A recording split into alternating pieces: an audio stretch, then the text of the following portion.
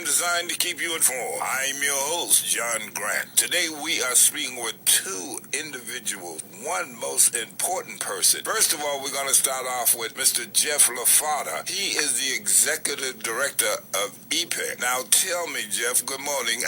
What is this EPIC? So EPIC stands for... Oh, EPIC, okay. It's all right. Stands for Empowering People for Inclusive Communities, and we're based right outside of Boston, Massachusetts, and we do leadership development programs for youth with disabilities to get them more engaged in their community and to show the community that they are just as much as leaders as everybody else.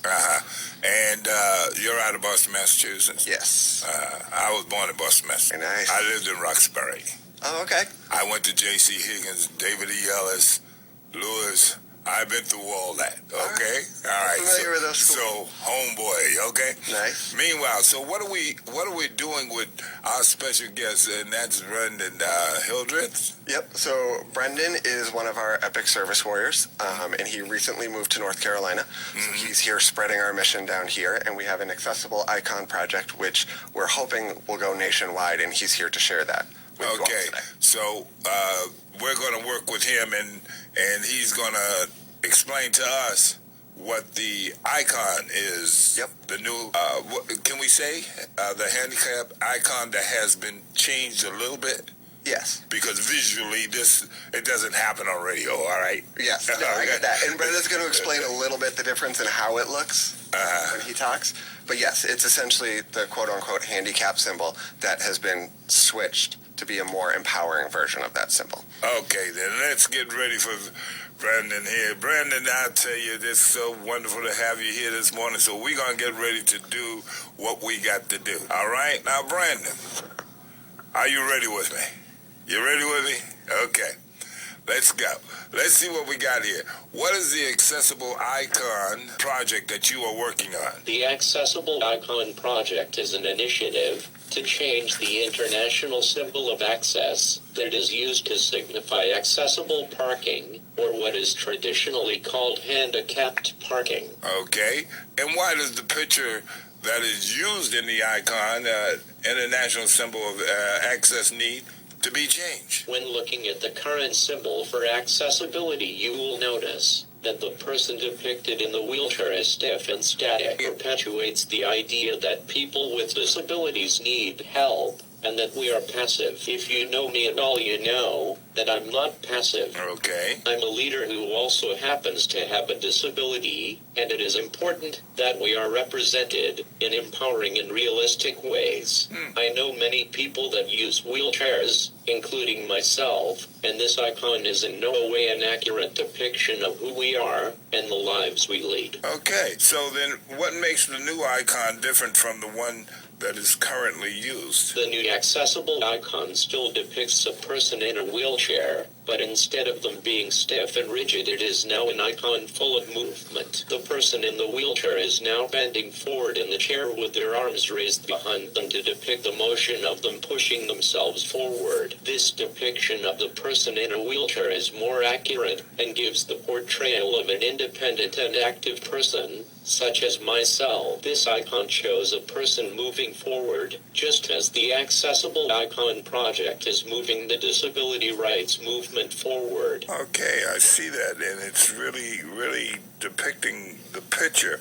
How did the Accessible Icon project start, and how did you become involved? The Accessible Icon project was started by Sarah Hendren, a graduate student at Harvard Graduate School of Design, and Brian Glennie, a former graffiti artist and professor at Gordon College in Wenham, Massachusetts. Sarah and Brian then partnered with Triangle Incorporated, a disability services organization in Malden, Massachusetts, and the Young Leaders with Disabilities that are a part of EPIC, which stands for Empowering People for Inclusive Communities. I got involved because I'm part of EPIC's Service Warrior Leadership Program. Since moving to North Carolina, I have stayed involved because I believe in the work that EPIC does, and I think it is important to spread the Accessible Icon project and disability awareness in North Carolina. It sounds like it's going to be a very good program, and we know that there's a regulations and ADA, American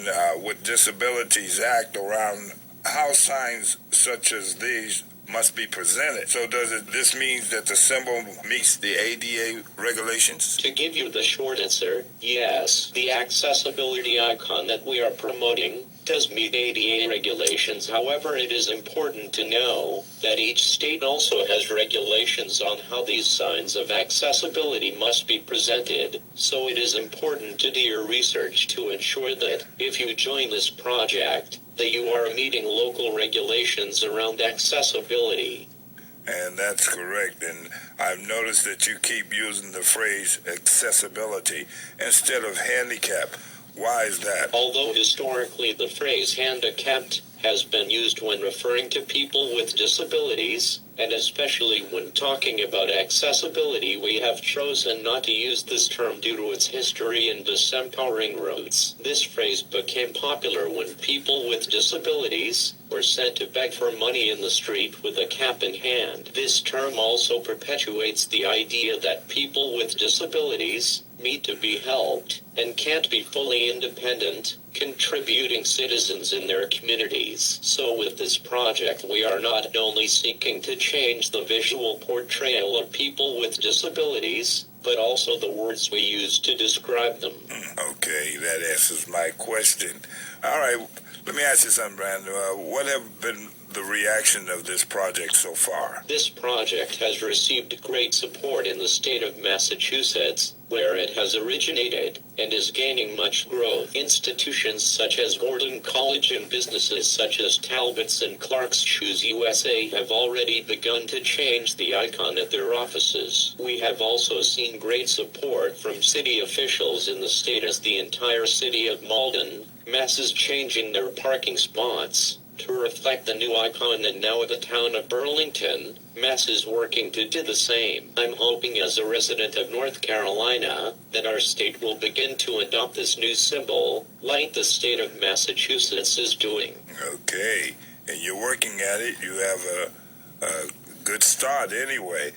If people want to get involved to the Accessible Icon Project, how can they get more information? We encourage people to visit our website, www.accessibleicon.org, for more information on the project and how to get involved. You can also find the Accessible Icon Project on Facebook and Twitter to stay up to date on all the latest news from the project. Okay, so I hope that people understand that this project is about more than just a picture. As a person with cerebral palsy and hearing loss, this project is about way more than just a picture to me. People look at me differently just because my muscles don't work the same as theirs. But my disability does not change the fact that I'm a leader, that I want to live independently, and that I want equal access to education and employment. It is not my disability that makes it harder for me to reach my goals. It is how others see my disability. I hope that the people of North Carolina will move forward with this new symbol, and in return embrace the abilities that we all have to make our communities, state, and country a better and more inclusive place for everyone, no matter what their disability status may be. And I agree with you, Brendon. I hope that the state will also assist in everything, and you're doing wonderful on the project, and I hope you keep up the strength and keep it on.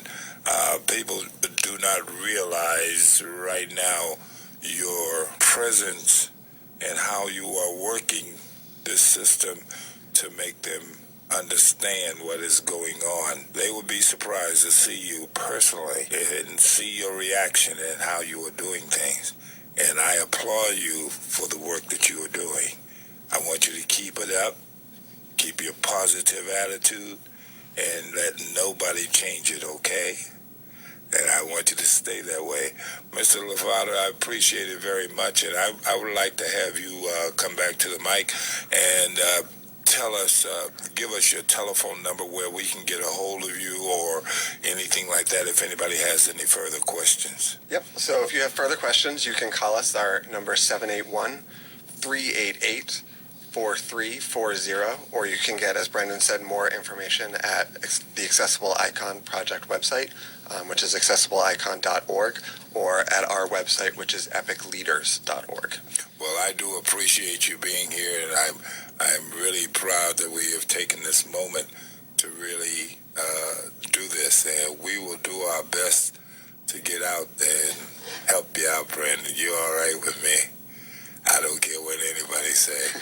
You know, you have proven more as a person and a man, young man, than some of these people that are out here today. So you just keep it up, okay? And you stay positive. All right, Mr. LaFada and Jeff and Brendon, I do appreciate having you here on our public service program. Thank you. All right, you've been listening to a public service program, a program designed to keep you informed. I've been your host, John Grant. Join us again next week on this same station. Thank you.